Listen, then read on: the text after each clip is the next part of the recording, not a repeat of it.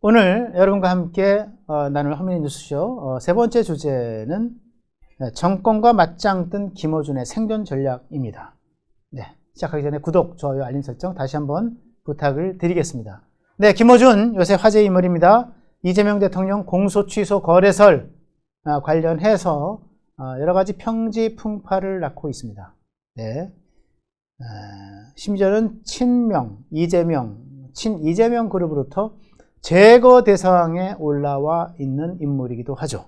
네, 어제의 킹메이커가 오늘의 역적이 되는 찰나에 있다, 이렇게 말씀을 드립니다. 김어준은 누구입니까? 첫 번째는 킹메이커입니다. 노무현 정권 때는 비록 킹메이커로서 이제 자기의 정책 위상이 자리 잡지는 않았지만은 노무현 대통령의 집권 내내 열혈 팬덤을 구축하면서 끝없는 지지와 응원과 성원을 보냈습니다. 김어준. 네. 그리고 노무현의 비국 이후 소위 박근혜 정권의 몰락, 탄핵에 관여를 했고, 그리고 다시 문재인 정권의 수립에 결정적으로 기여를 하죠. 킹메이커였어요.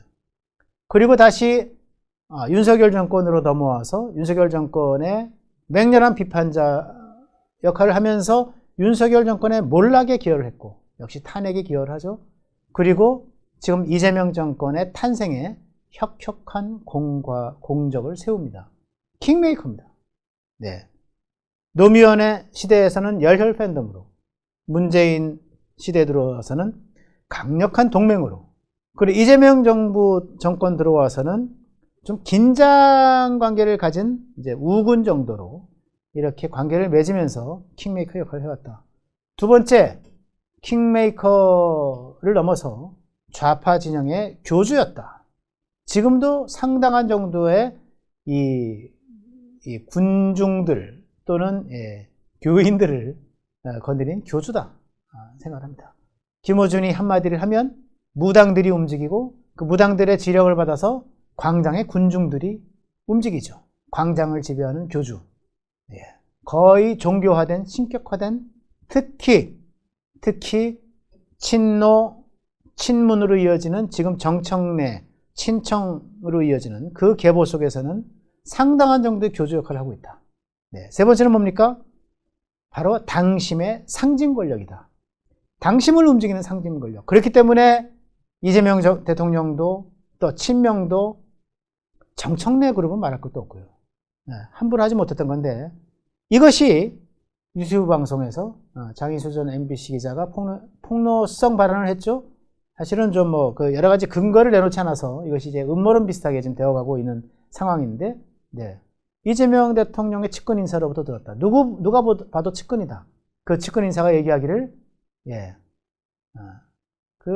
자기가, 소위 검찰 고위직에 그 이재명 대통령의 공소 취소를 요구하는 메시지를 보냈다.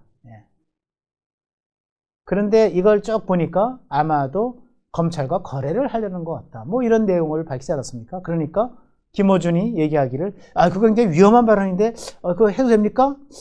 그거 그 증거가 있나요? 당연히 이렇게 나왔어야 되는 건데, 아주 취재를 깊이 있게 했군요. 이렇게 얘기를 했단 말이죠. 김어준 정도가 그 파장을 몰랐을까?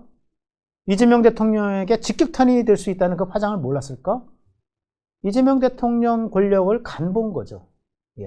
대통령 권력을 간보는 남자, 대통령과 사는 남자, 왕과 사는 남자, 왕이 된 남자, 왕의 남자가 아니라 왕의 권력을 간보는 남자가 된 겁니다. 그 배경에는 나에게는 막강한 당심이 있어. 당원들을 움직일 힘이 있어. 당심의 상징 권력이라고 한다는 걸 저는 여러분들에게 말씀을 드립니다. 그 무엇보다도 이 김어준은 소위 좌파 음모론의 기원, 좌파 음모론의 설계자다, 그런 생각을 합니다. 여러분 잘 아시다시피 광우병 괴담, 2008년입니다. 2008년 이명박 정권 들어서자마자 2월 달에 출범하는데 7월, 8월 달에 시청역 광장을 가득 메웁니다. 전국의 광장을 가득 메워가지고 광우병, 뇌숭숭 구멍탁, 그 유명한 구호 있잖아요. 광우병 고기 먹으면, 수입 소고기 먹으면 뇌 숭숭 뚫리고 구멍 탁 뚫린다. 예. 그 광우병 괴담. 그 음모론의 가담자였고요. 천안함 자초설. 이명박 정권 때죠, 역시. 천안함이 이게 뭐 북한의 어뢰에 뚫린 것이 아니라 그냥 자폭한 거야. 자초한 거야. 뭐 자초설. 음모론이죠. 괴담이죠. 네. 18대 대선 부정선거. 박근혜 후보와 문재인 후보가 맞붙었던 2012년 말 대선, 18대 대선에 부정개표가 있었다. 그래서 문재인이 안 되고 박근혜가 된 거다. 부정선거의 원조입니다, 사실은. 지금 부정선거 어쨌다 저쨌다 하는데, 이 부정선거의 원조 김어준은 뭐 지금 잘 나가고 있고, 지금 부정선거를 얘기하는 여권의 일부, 아니, 국민의힘의 쪽 또는 보수의 일부 세력은 극으로 몰아가고 있는데, 자, 이것도 불공평하죠. 원조예요. 또, 박근혜 정부 때 일어났던 2014년인가요? 네, 세월호. 고의 침몰설. 이게 뭐 수학여행 가다가 이게 어떤 배 이상으로 좌초된 것이 아니고, 이게 뭐 정권의 위기를 모면하기 위해서 고의 침몰한 거다. 뭐 이런 얘기. 네.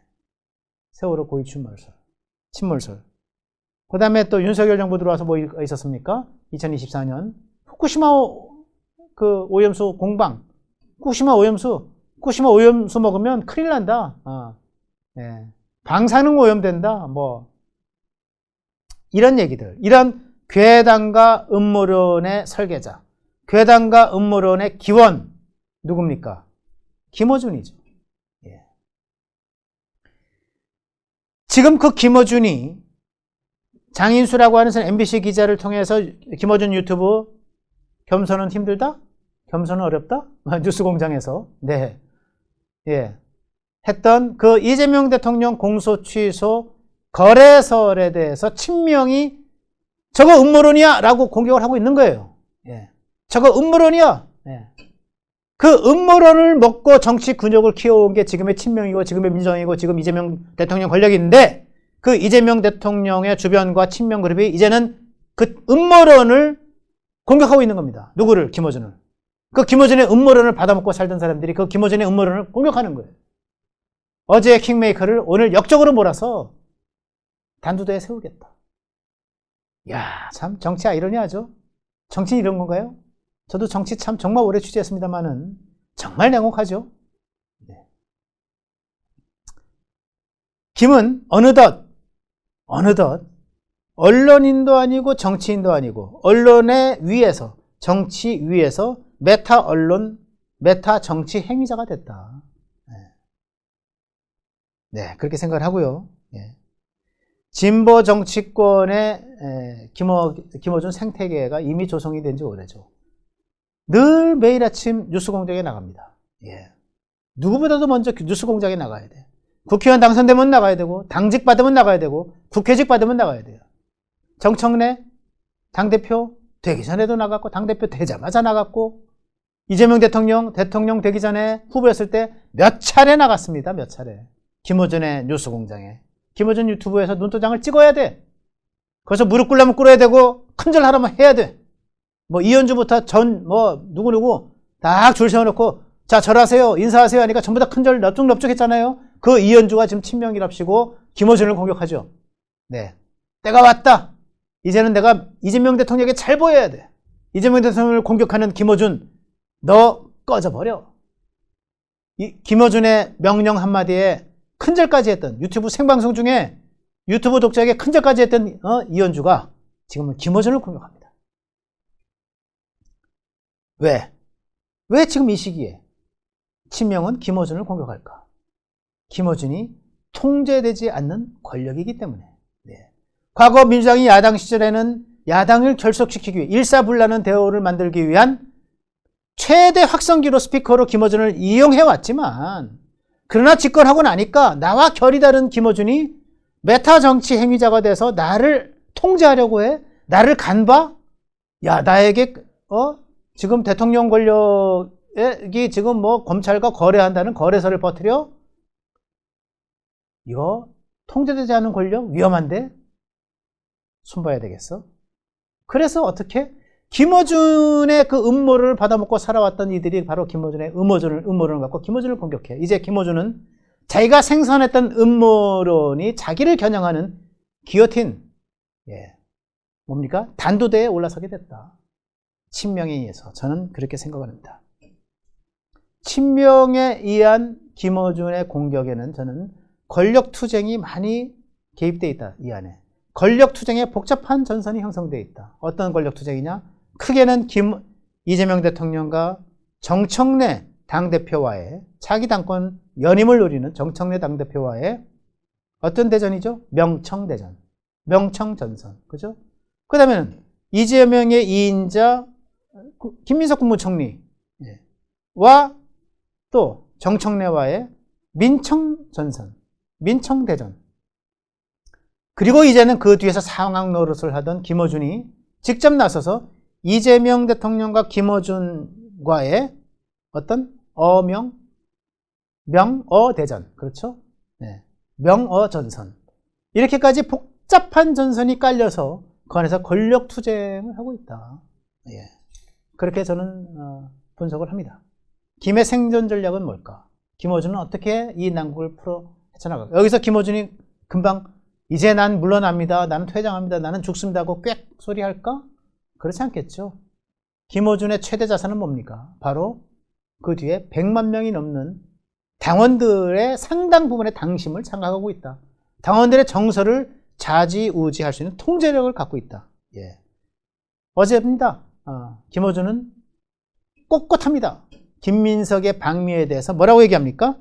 대통령 방식의 차기 주자 육성 프로그램의 일환이다. 무슨 말이에요?